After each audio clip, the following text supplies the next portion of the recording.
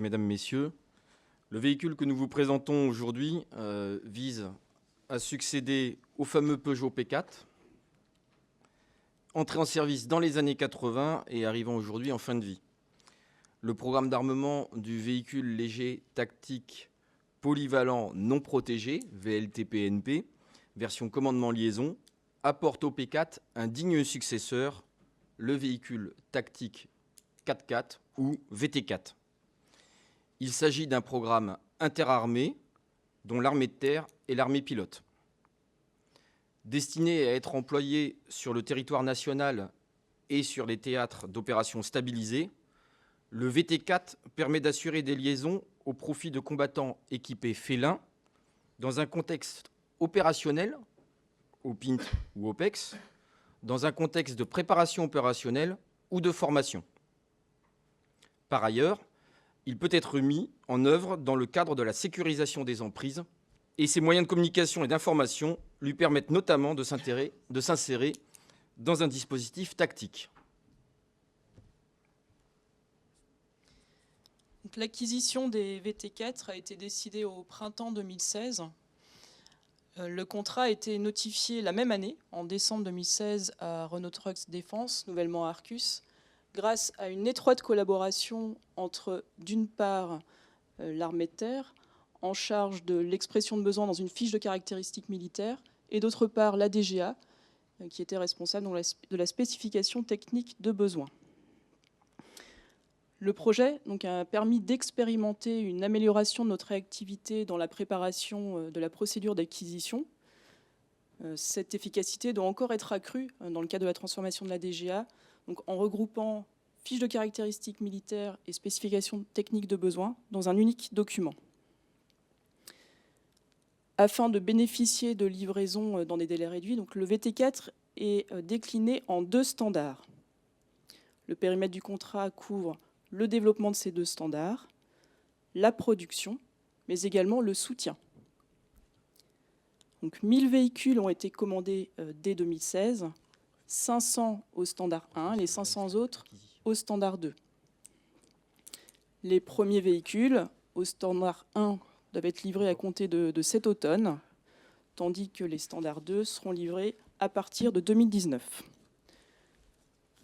Au total, à terme, il est prévu de livrer 4380 véhicules à l'ensemble des forces. Donc, comme l'a évoqué ma collègue, le VT4 est décliné en 2 standards.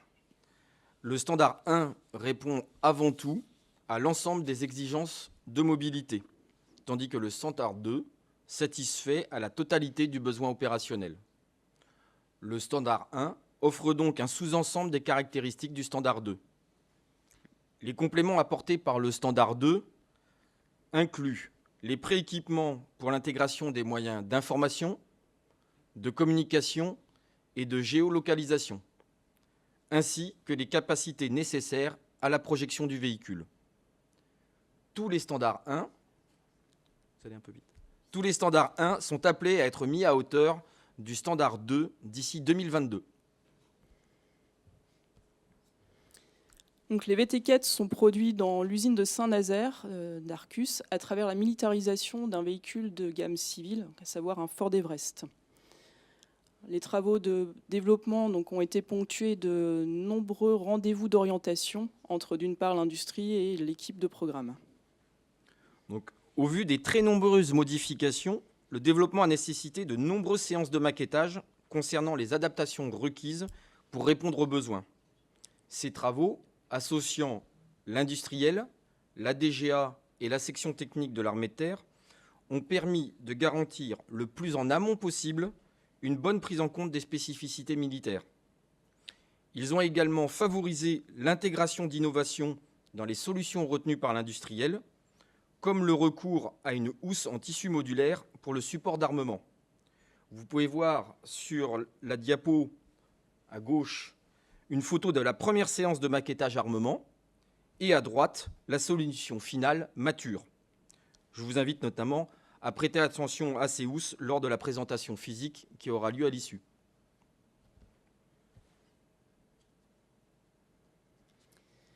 Les travaux de développement se sont conclus par la mise en œuvre d'un plan commun d'essai et d'évaluation partagé entre la DGA et la STAT dans un souci de réduction des délais et des coûts. Donc, ce plan vise à optimiser l'ensemble des essais étatiques en évitant les doublons entre ceux qui sont réalisés par la DGA et ceux réalisés par la STAT et en les articulant avec les essais industriels. Ces essais et évaluations ont 4 objectifs principaux. Donc, tout d'abord, participer à la vérification de la sécurité du système vis-à-vis des biens et des personnes, contribuer à la qualification des exigences de la spécification technique de besoin, vérifier les exigences de la fiche de caractéristiques militaires et valider la documentation technique utilisateur. La qualification du véhicule repose en grande partie sur des preuves industrielles. Les travaux d'essai de la DGA se sont concentrés sur la sécurité du système à travers des évaluations du comportement dynamique du véhicule. Donc, ces essais ont été réalisés par DGA Technique Terrestre dans les différents environnements du profil de vie du véhicule. Donc, est-ce qu'il s'agisse de la route, sur les pistes du site d'Angers de DGA Technique Terrestre, mais également sur chemin et en tout-terrain. Le commandant va maintenant vous détailler les évaluations qui ont été conduites par la STAT. Donc, menée par une équipe de marque de la STAT, composée d'un officier et de 2 sous-officiers, l'évaluation technico-opérationnelle du VT4 Standard 1 s'est déroulée en métropole à l'été et a duré 7 semaines. L'évaluation technico-opérationnelle consiste à mettre le véhicule dans des situations opérationnelles et elle est constituée de séances successives d'évaluation. Différents roulages sur route et tout type de terrain, constat ergonomique sur l'environnement de travail et ses contraintes, thermiques, climatiques, lumineuses, sonores, les opérations d'entretien, ainsi que les manœuvres de dépannage et de transport. Durant ces différentes séquences, l'équipe de marque peut faire appel à d'autres équipes d'experts de la STAT, travaillant de manière transversale au profit de tous les programmes.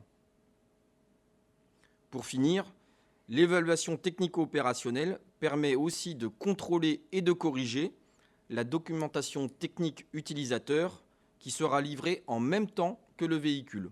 L'optimisation des essais et évaluations a permis de réduire les délais de qualification et d'adoption du véhicule à quelques mois.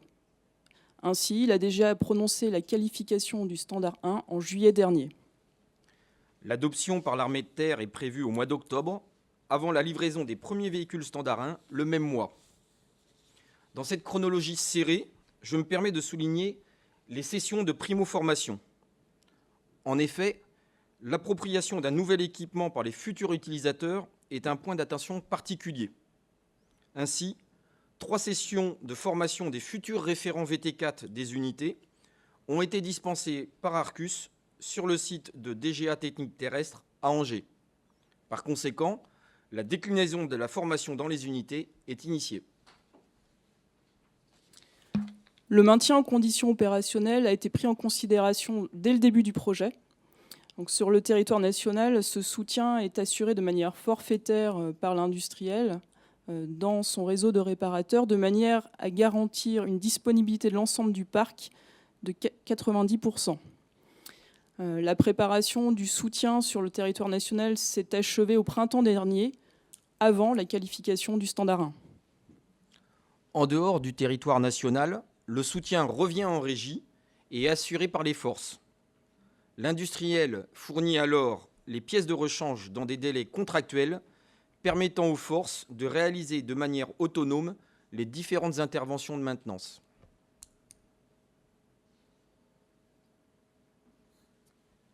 Nous préparons d'ores et déjà les futures livraisons du Standard 2. Pour conclure cette présentation, nous vous annonçons que la DGA a passé hier la commande de 1200 véhicules Standard 2.